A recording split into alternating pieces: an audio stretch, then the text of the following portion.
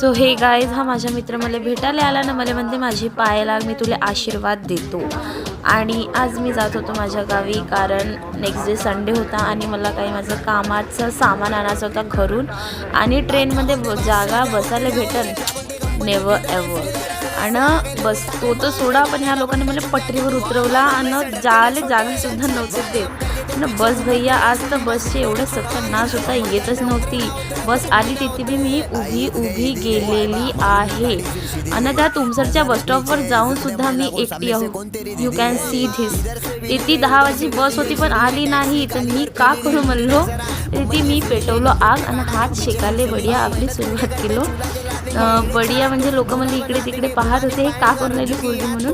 तर थोड्या वेळात मग माझे पप्पा घ्यायला आले म्हणा. चांगला झाला तर आले 10:30 वाजे घ्यायला. आम्ही घरी पोहोचला 11:15 11:30, कारण की रोड खूपच जास्त खराब आहे आमच्या गावचा.